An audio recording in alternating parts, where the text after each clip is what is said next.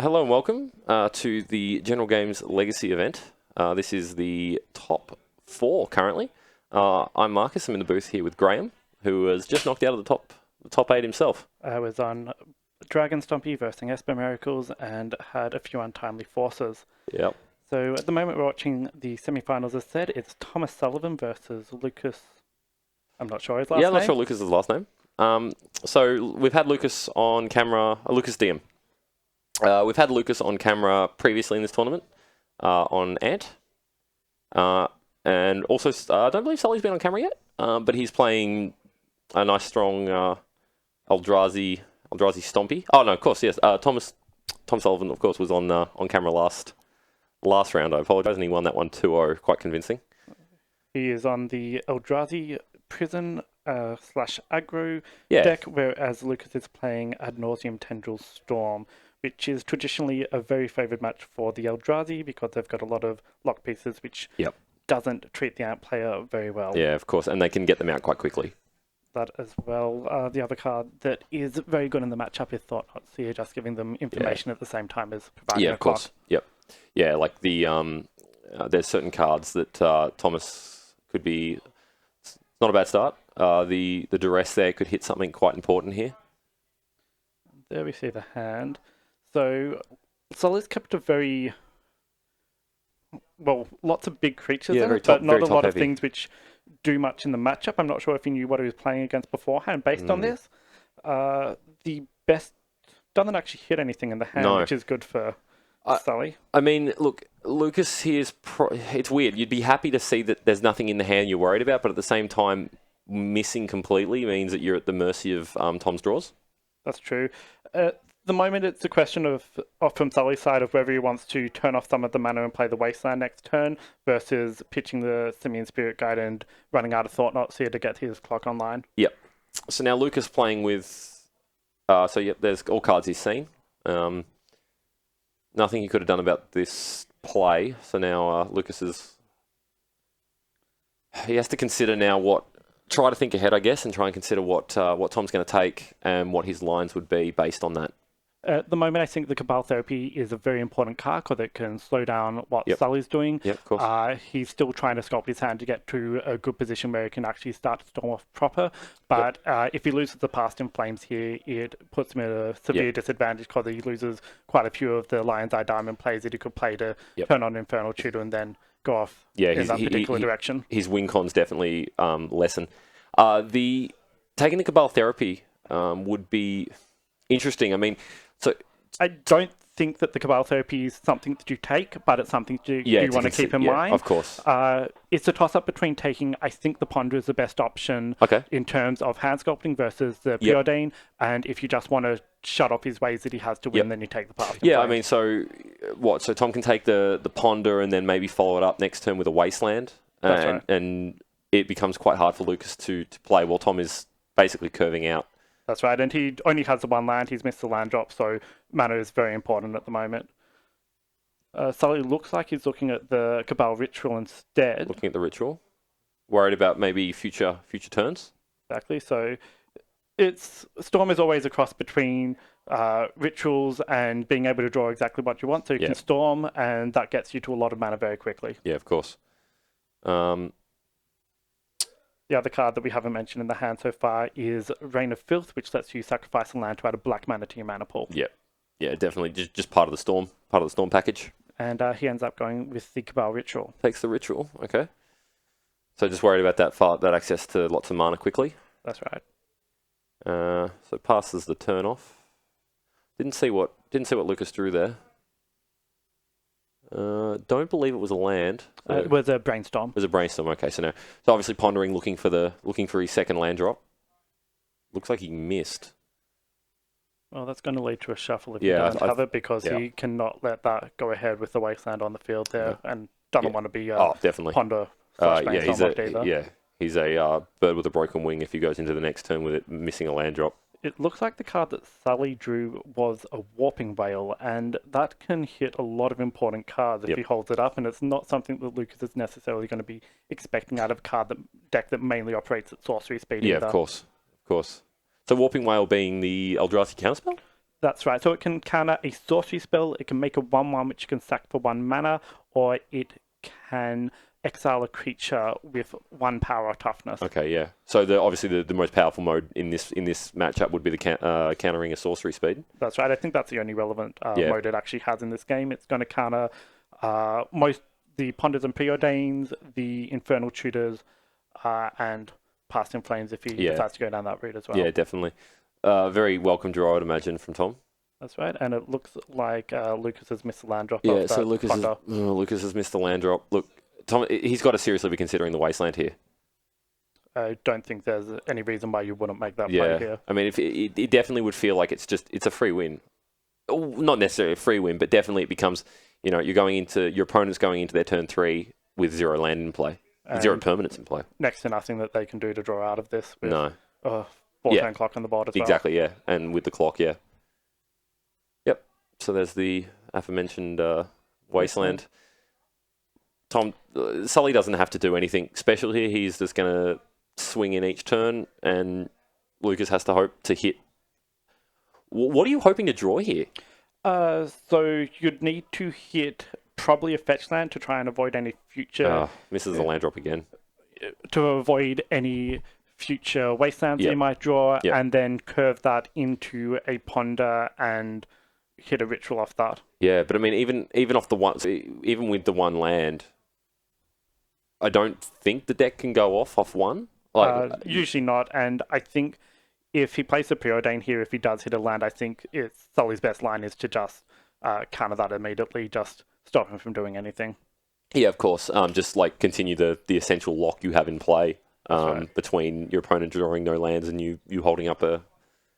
the deck's doing everything it wants to be doing. The Eldrazi deck is in the perfect position right now. It has its opponent under essentially... they have no permanents, but they're under a lock. And pressure is in play with the Thought-Knots there. That's right. And now the Mimic, I think that is? That's an Eldrazi Mimic, so just swinging for 2 there. Yep. So look... And I think that's all over if he doesn't draw a land this turn. We'll see what happens, though. If he does draw a land, he's going to obviously try something on, which will probably be shut down by the Warping Whale, and then we go to game 2, I believe. That's right. So we've got a Lotus Petal. Crack Lotus for Brainstorm. That can't feel good. That's a lot of card disadvantage making that play, but... Yeah, look, he's clutching at straws. It's a desperation play. Yeah, of course, clutching at straws. There's no... it's this or scoop at this point, and obviously why not give it a go? See what you can do with it. Looks like there is a Volcanic Island in there, and another red card, which I'm not sure what it is. Okay. Possibly a second Past in Flames. Yeah, nothing particularly relevant here. He needs a land, and I don't think he hit it. He hit a Volcanic Island. Sorry, he did hit the Volc. Okay. So in Dream World here, so he plays the Volc. Oh. And then so he plays the Volc, and then what? So I think he has to go for the Preordain off the Volc, which is probably why he's taking so long with the Brainstorm. He's looking at what he doesn't want in his hand to bottom. Yep. And then we see what happens and whether Sully counters that or not. Yeah, look, I mean, the snap play seems to be your opponent's obviously in desperation mode here. Sully's got to be considering just snap countering the first thing he can. That's right. So he's put back a Past in Flames, and I don't think I saw what the other card was. No. So now he has the choice. So for the game to continue, he plays the Volc and then attempts to resolve something. And it's totally up to Sully whether or not... it was a Polluted Delta, not a Volcanic. Oh, that's my fault. Sorry, Polluted Delta, rather. He's going to fetch out a Underground Sea. Yep. Underground Sea. Gets the sea. Plays all the cards in his hand. Yep. And now he's on the prey that Sully doesn't counter.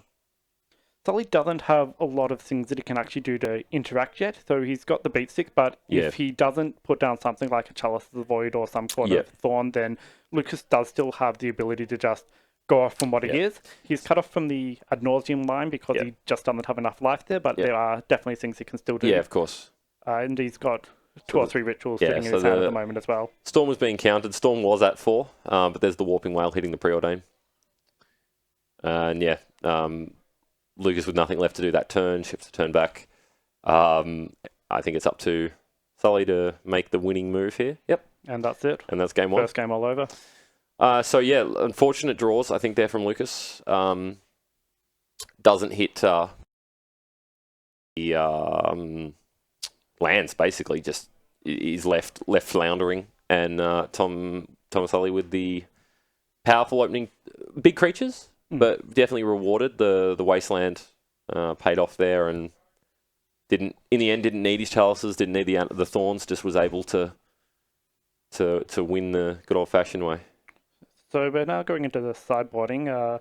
Ant gets the bonus of getting abrupt decays in this matchup, which is going to deal with most of the things that Sully can try to do to shut him off. So it turns off Thorns, it turns off Trinisphere, it turns off Chalice if he can get the chance to cast them. Yep.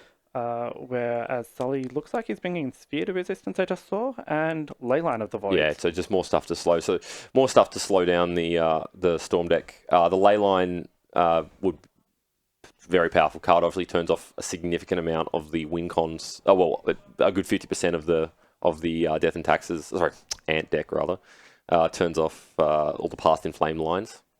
It's true. It is something which is quite easy to play around, and Storm players don't mind it that much. But it's that combined with all the other pieces of course. the Eldrazi deck has as well. With the pressure and also like obviously you can't rely on that, and then your opponent plays a Sphere, plays a Thorn, plays a Chalice. Like suddenly you need to answer a lot of hate whilst pressure is being applied. I mean Eldrazi have the big creatures.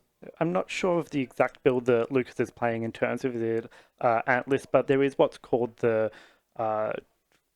Organ Grinder, I believe it is, list, which plays 2 or 3 extra copies of Tendrils in the board, and instead of trying to go off all in one turn, just tries to play a couple of different Tendrils for 4 or 6 different life. Yeah, just over a couple turns. It gives you the advantage of getting.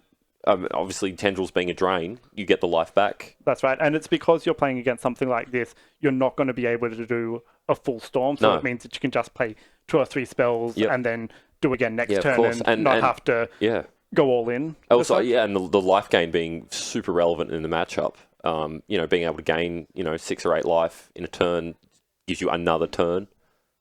Yeah, so I'm not sure if that's one of the choices that Lukas has made. It's will be interesting to see. A metagame decision, but definitely. We'll see how this goes. Definitely knows how to play the deck very well, as demonstrated in a previous match.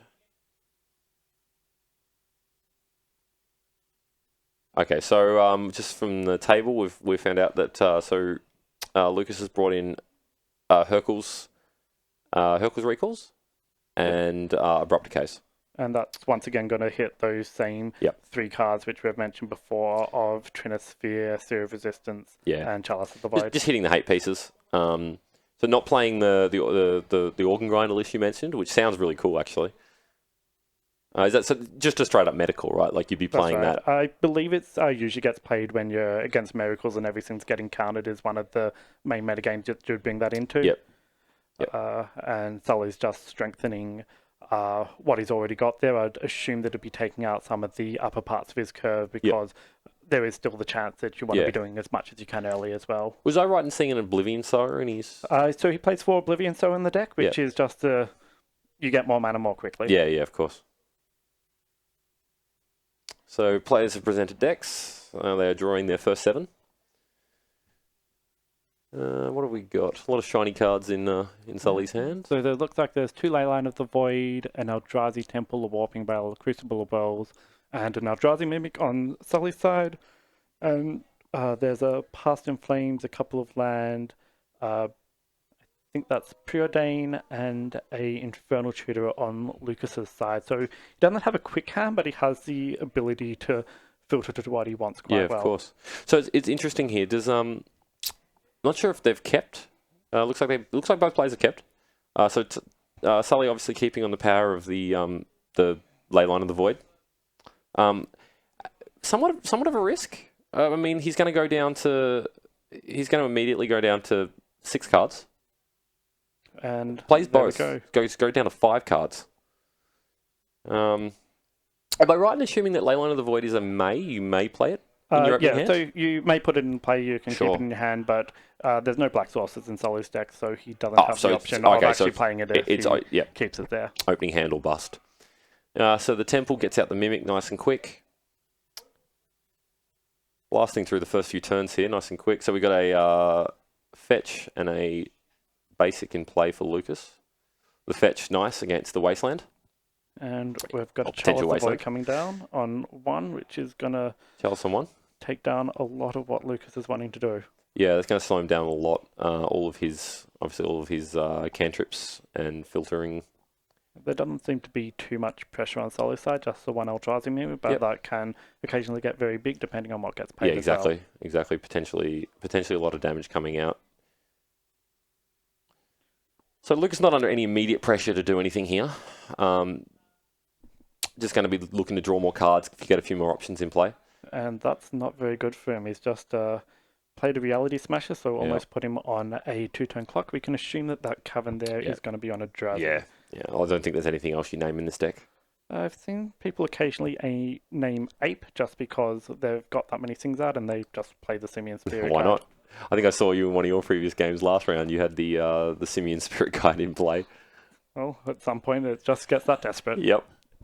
Times get tough. So Lukas considering here. Don't think he actually has a way to deal with the Reality Smasher, so he's immediately just he's under the clock. Yeah, he's under a clock here, so he's looking at taking 7 next turn. And if any Eldrazi gets played, then he could just be dead. Could just be dead. Very rough matchup here for the Ant player. And he takes a 7, goes down to 1, and can't even make that fetch land anymore. No. So the fetch land's been turned off. Doesn't need it necessarily. So there's the Hurkyl's Recall. End of turn Hurkyl's, turn off the Chalice. Yep, and attempt to go off next turn, I would guess. Yeah, let's see what happens. Yep, resolves. So that card's actually exiled due to the Leyline of the Void in play. That's right. There is a Warping Wail in Sully's hand again, so I don't know if Lukas is going to be playing around that based on what he saw last turn. Yep. Last game, I should say. Yeah, look, at this point, I don't think you can play around anything, can you? Like, you've just got to go. You're dead next turn. Yeah, well, that is true as well. So leading off on a Brainstorm. Still got the Pastoral Flames in hand, which I think is going to go, considering there's still the Leyline of the Voids in play. 2 Leyline of the Voids. Not just 1, but 2. What's better than 1 Leyline? So, obviously, Storm Count beginning. This is our first spell of the turn. And you can see him just counting with his fingers there, tapping the card, trying to work out what the best play is. Yeah, working out what he can do here. I mean, look... There's a Dark Ritual there, so... Yeah, and I think I see a Lotus Petal. Okay, so... So, I mean, look, he might get desperate if he has the opportunity to maybe Tendrils, not for lethal, but enough to stay alive. Might be worth it, but... Depends. If he doesn't have a second copy of Tendrils in the deck, which he might, then you can't make that play without losing to the Leyline. Yeah, obviously, it's very rough. I mean, the line would be perfectly fine, minus Leyline. You'd be able to Tendrils and then pass the Flames Tendrils. Okay, and here we go. All right, so here we go. So that's a good start. So gets up to 3 Storm, plays 2 0-mana spells. Lion's Eye Diamond obviously making you discard your hand, which in this case will all be removed, but he does have an Infernal Tutor in his hand, which means that he can use that to search whatever he wants out of his deck. Yep. So, see how we go here. So Chain of Vapor to replay the Lotus Petal. Yep, bounces the petal. And he can sacrifice the land to copy the spell because it's targeting himself. Yep, so bounces both the 0 costs. Oh, and this is quite clever. He's bouncing the Leyline of the Void as well. Oh, okay. Not sure if Sully's going to reciprocate. I don't think it's a very good play if he does. No point. So strong plays there. So Lukas showing some very deep knowledge here of his deck.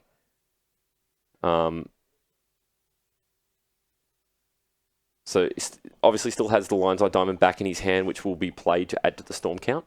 That's right, and he's got Storm count at 7 at the moment. Once unfortunately, the Cabal Ritual does not have Threshold at the moment because of the Leyline.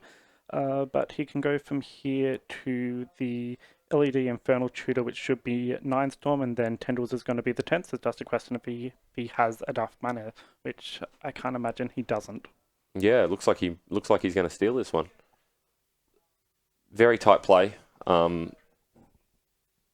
yeah, definitely demonstrating some. Well, he's very well versed with the deck. Clearly, I think in our previous commentary, it was Rob mentioned that he hasn't known Lukas that long, but he's always been very impressed by his legacy play. And he has the Warping Whale on the Infernal Tutor at 9 Storm. Oh, that's yep, there it is. And that's the game. That's the game. Yeah, obviously the Warping Whale there just being the nail in the coffin. Lukas had to obviously go completely as far as he could. Assuming that it's not counted, he wins that turn. Unfortunately for him, Thomas Sullivan is victorious with Eldrazi, and we'll move on to the finals. Thanks guys. This has been General Games.